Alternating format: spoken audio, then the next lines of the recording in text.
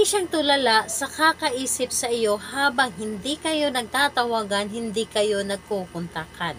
Hello mga guys, kumusta kayo? Panibagong araw, panibagong video na naman tayo.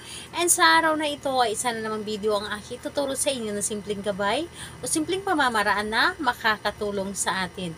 At bago ang lahat, gusto ko lang mag-disclaimer sa mga taong hindi naniniwala at hindi gusto ang mga kagaya nitong video.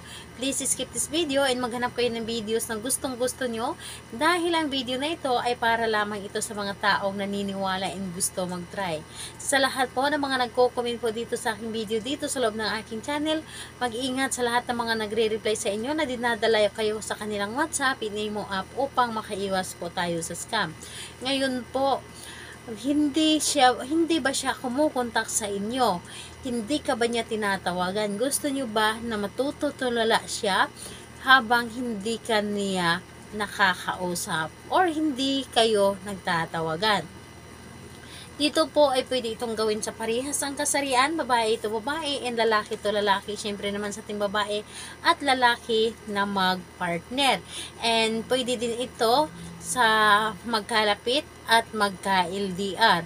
Dito ang kailangan lamang natin ihanda dito is tubig lamang. Yes po, tubig na pampaligo po. Pwedeng nasa timba, pwedeng nasa shower. Basta't ito ay habang naliligo ka, gawin mo ang isang ritual para lagi siyang tulala sa kakaisip sa inyo. So, ayun po, kailangan na buo ang inyong loob sa paggawa nito and 100% ang inyong tiwala.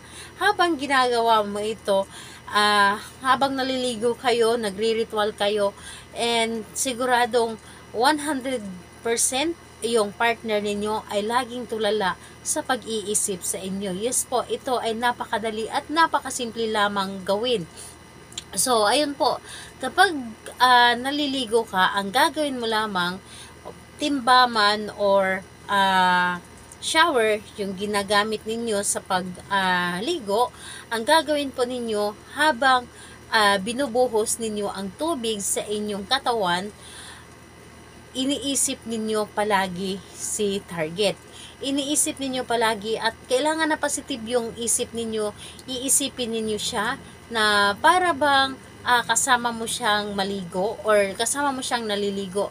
Yung i-visualize mo na magkasabay kayong maligo para si partner ay laging tulala na mag-iisip sa inyo. Mag-iisip siya sa inyo. And ayun po, kailangan na positive yung lahat yung sasabihin mo. Habang naliligo ka, kahit ano yung sasabihin mo para sa ikakaayos ng inyong relasyon, pwede po. Halimbawa na lamang, sasambitin mo yung pangalan niya at apelyido at sabihin po ninyo na sabay tayong maligo at habang hindi tayo nagtatawagan, ikaw ay laging tulala sa pag-iisip sa akin at gusto mo akong makita palagi, gusto mo akong makasama lagi, gusto mo akong makasabay sa pagligo lagi, gusto mo na ako yung kausap mo sa bawat oras. So, sasabihin mo lamang yun lahat-lahat habang naliligo ka. Yun ang gagawin mo araw-araw sa iyong pagligo. So, napakadali lamang niyang gawin dahil habang naliligo ka, nagre-ritual ka at siya yung